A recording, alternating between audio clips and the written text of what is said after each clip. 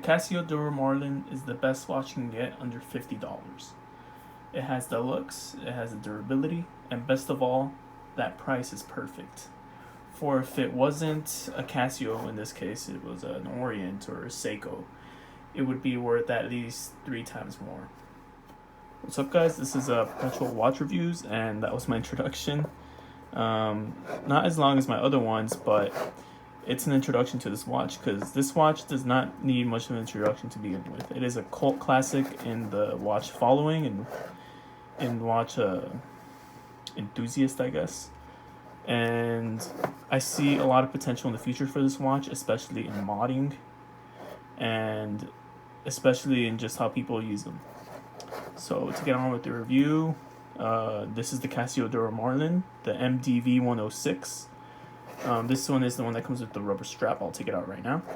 And this one retails for $55. Alright, and just to clarify, let me take these things out of the way. I'm not wearing gloves. Yeah, you're going to be able to see my fingers now. A little thing that I'm insecure about, but it's whatever. It's just YouTube at this point. And second, I know it's been a long time for my other review, the Marlin review, which has been about 2 months, I believe. But I'm going to try and make these a bit more of a return, so to speak. So get ready to see more reviews coming, whether it's something as simple as this little Casio or whatever comes into the future. I mean, I'm not saying anything like a Rolex Oyster Perpetual or something crazy like that, but there will be more quote fancy things coming soon. So let's get this out of the box. Box itself is kind of very basic. As you can see, I just kind of placed it in the box just for the review. I didn't really put it like on, I believe this thing came on like a very cheap cushion, or if not, it just came in like this. But the little box comes with, let's check it out. I think an instruction manual and a warranty manual. I'm not going to take them out because I just changed my mind and I say that's kind of BS. It also comes with this top lid. Why did I take that away? Pretty nice case for a Casio, honestly. This sort of tin metal. Tries to have this brushed look on the side. It's obviously fake, but and the carbon fiber on top obviously is fake too. But it's very nice for a Casio. Let's get that box out of the way. Let's get to the watch. Now the watch is about, let's get size specs in, by the way. 44 millimeters, this width. And from lug to lug, it's about, I think 48 millimeters, 49 millimeters, I say. Strap width is 22, which is very great because that's a very common size and you can switch them out. I've seen these on leather and they look fantastic, but most of the time it's either on this little rubber piece, or you've seen this strap before. It's on my Perlon from, again, wait, not again. You'll see what I mean. From Benchmark. And it's a very nice Perlon, just $10 or so, pretty nice. Very nice buckle. And glued there, which is unfortunate, but anyways, it's on either of those two. Thickness, I believe, is about, it's not that thick for a diver, honestly. It's about 13 millimeters thick or so, 12 around there. Finishing is, especially for $50 that most people typically pay, $45, is pretty damn great. You can see my reflection starting to show right there, but especially on this side, you can see my iPhone there. And the finishing is fantastic. See, this is something Seiko should take notes of. The bezel kind of aligns. The bezel itself has a very nice action. It's a little tinny, but it's good. It's a good action, especially for the price, and especially for the watch itself. It's pretty good action. And see, that's what I'm talking about. Lines up. The loom is okay. I'm trying to get the loom. It's okay, but it's nothing fantastic. I'd say even my Seiko 5s have better loom, but it's loom regardless. This watch has a threaded crown. Oh god, my fingers. Threaded crown, and it pops. and you pull, and that stops the time. And that's 2 pulls, by the way. The first pull, it's right there. It's very light. You have to be very light with it, and that changes your date. Now it takes like a couple turns to do it. I found this really weird. I looked it up on the forums, and it turns out this is pretty normal. And I am in the right zone. You don't want to be here when you change the date. That's just it's a thing in watches where you don't change the date on the top side. If not, you could potentially risk damaging the movement. I mean, honestly, I still fix it on the top side, but I like to live a little dangerously. Other than that, the movement is pretty accurate. I'd say I've gotten about, there you go, nice and tight. Just push it in, screw it back on, push it in, and then screw it back on at the same time. And then you will keep going, and it'll stop at one point. It'll just get it'll get tougher, and then there's a point where you won't spin, and that's when you're fully locked in. Damn, what was I going through? Let's see. Let's talk about other aspects while I'll think back what I was going through. Here's the case back. It's a little dirty right now because I was using it. I was out in the yard cleaning and all that. So the movement is the... wait. Never mind about the movement. I don't know anything about the movement. All I know is that it's a typical Casio movement. It's nothing special to look at. I'll put a photo in there, but it's a quartz movement. Most quartz movements aren't that pretty unless you're going to Grand Seiko or something like that. So the watch is cased in China. It's made in China essentially, as most watches are today. But that does not mean you're getting a bad piece. It's a fantastic piece, very durable. I've taken it out for swimming. I've taken it out for yard work. I've used it while I was working out. I use it for everyday things. And it's a fantastic watch to do that with. Especially most people will say the rubber strap is crap. It is a little plasticky and it's not amazing, but it gets the job done and it's very comfortable.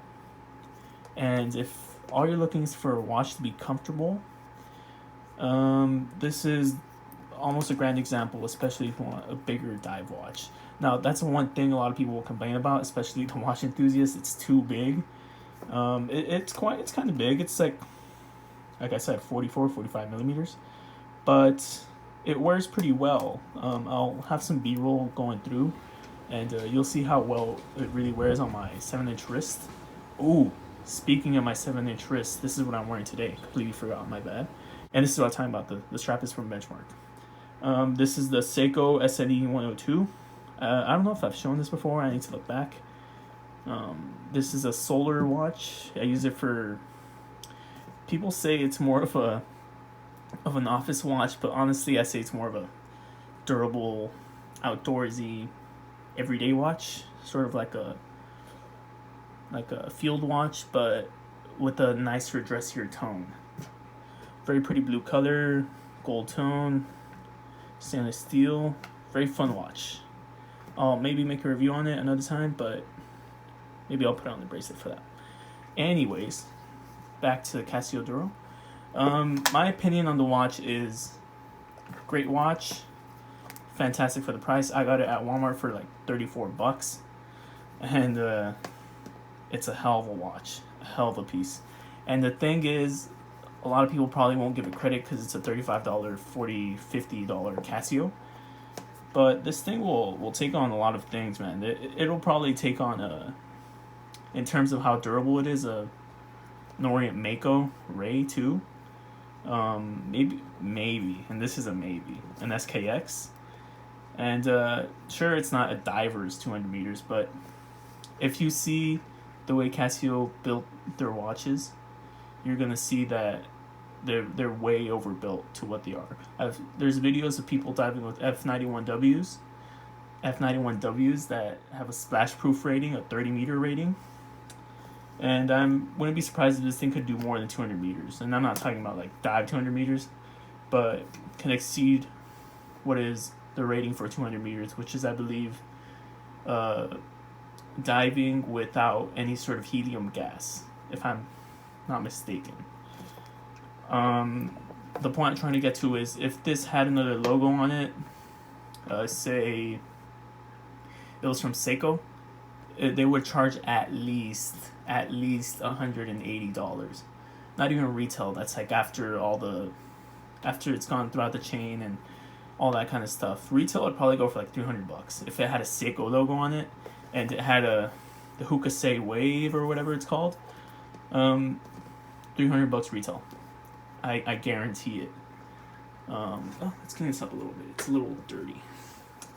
However, and I always complain about this because it's not that I have nothing against the Swiss. They make beautiful watches, but people have this idea that the Swiss is the end all be all of the watch game, which traditionally it was. But you see all these manufacturers from Japan's a big example, but you can also say Germany from Lomos, and they have fantastic watches, beautiful watches. And that's from Germany. That's not from Switzerland. And I say if this had a made in Switzerland, Swiss made in the bottom, I don't know, you get some manufacturer that's willing to do this kind of watch. I'd say someone like Tissot, maybe change a few things here and there. It'd be a $400 watch, easily. This is how high quality this thing is. Even the finishing, you could pass it off for a $100, $200 watch. That's how it's really well manufactured, this watch. Overall, if this would be your first watch or your 30th watch, you would not be disappointed by this thing. This thing will take anything you throw at it, and it'll do it looking this way. I've had this thing for a few months and still looks like brand new. In terms of strap options, I mentioned earlier you could go with leather. And that's a bit against the diving standards, but who gives a shit? Pardon the French, but yeah, who gives a yeah of that? It looks really good on the leather strap, especially if it's like this tan color. I'm sure there's photos on the internet. I'll put one up and all that. And there's also a bracelet available for this thing that you can order with just the bracelet, but it's a typical Casio bracelet, very tinny. Not very nice, but very comfortable.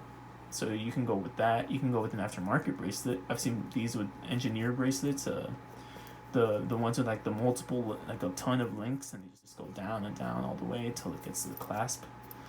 And there's many rubber options for the 22 millimeters.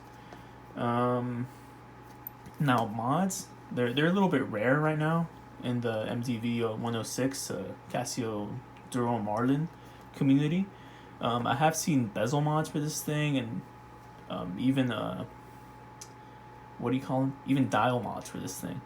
But they seem kind of rare and once in a while, made by certain people, and not really at a mass production scale, but not to the level that an SKX would have mods at. But you can mod these. I've seen it before and they look great. But personally, the Casio's little bezel, and the bezel insert, and the dial, it matches all really well.